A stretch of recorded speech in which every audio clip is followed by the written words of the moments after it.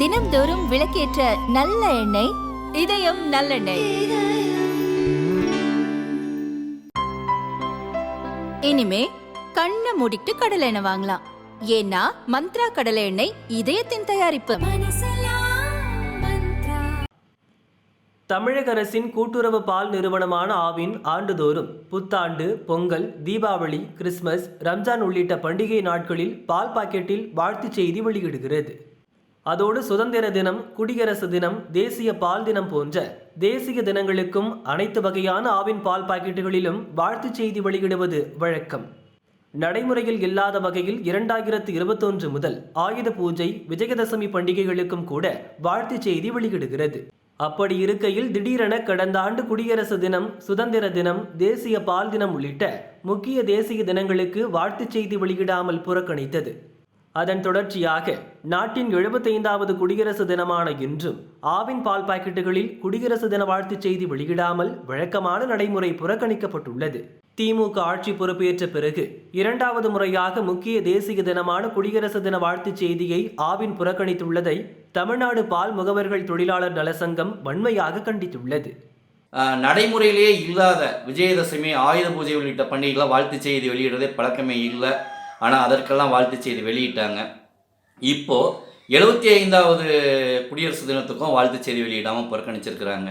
ஏற்கனவே 74வது குடியரசு தினத்துக்கு வாழ்த்துச் செய்தி வெளியிடாதப்போவே எங்கள் தமிழ்நாடு பால் முகவர்கள் தொழிலாளர் சங்கம் சார்பாக கடுமையான கண்டனத்தை தெரிவித்ததோடு இது இனி வரக்கூடிய காலங்களில் இது போன்ற தவறுகள் நடைபெறாமல் தமிழக அரசு கண்காணித்து நடவடிக்கை எடுக்கணுன்ற கோரிக்கையை அரசுக்கு வலியுறுத்தி கேட்டிருந்தோம், ஆவினுக்கும் தெரிவிச்சிருந்தோம். ஆனால் தேசியம் சார்ந்த விழாக்களுடைய அந்த நினைவை போற்றக்கூடிய வகையில் அந்த வாழ்த்துச் செய்தி வெளியிடுவதை தொடர்ந்து தமிழக அரசு புறக்கணிச்சிக்கிட்டு இருக்கு.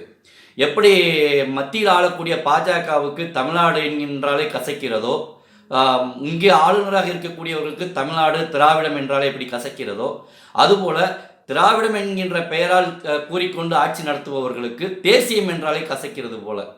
ஏன்னா நம்ம இன்றைக்கி சுதந்திர காற்றை எல்லாருமே சுவாசிக்கிட்டு இருக்கோம்னா நம்ம இந்தியா சுதந்திரம் அடைஞ்சு குடியரசு ஆன பிறகு தான். அப்படி இருக்கக்கூடிய நிலைகள் அந்த நினைவை போற்றக்கூடிய கூட இவங்களுக்கு மனசு இல்லை, தமிழக ஆட்சியாளர்களுக்கு மனசு இல்லாமல் தேசியத்தை புறக்கணிக்கிறாங்கன்னா அது நிச்சயமாக அது ஏற்றுக்கொள்ள முடியாது. அதனை எங்கள் தமிழ்நாடு பால் முகவர்கள் தொழிலாளர் சங்கம் வன்மையாக கண்டிக்கிறது.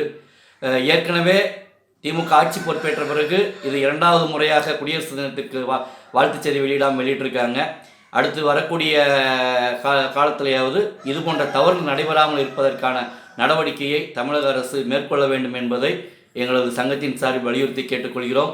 ஆவின் நிர்வாகம் மதம் சார்ந்த பண்டிகைகளுக்கு மட்டும் வாழ்த்துச் செய்தி வெளியிடுவதில் முக்கியத்துவம் கொடுத்துவிட்டு தேசியம் சார்ந்த நிகழ்வுகளுக்கு, நிகழ்ச்சிகளுக்கு, அந்த தினங்களுக்கு நினைவூட்டக்கூடிய வாழ்த்துச் செய்திகள் வெளியிடாமல் புறக்கணிப்பதை இனியாவது நிறுத்திவிட்டு தொடர்ந்து ஏற்கனவே பல ஆண்டு காலமாக நடைமுறையில் இருந்த விஷயத்தை பின்பற்ற வேண்டும் என்பதை இந்த நேரத்தில் வலியுறுத்தி கேட்டுக்கொள்கிறோம்.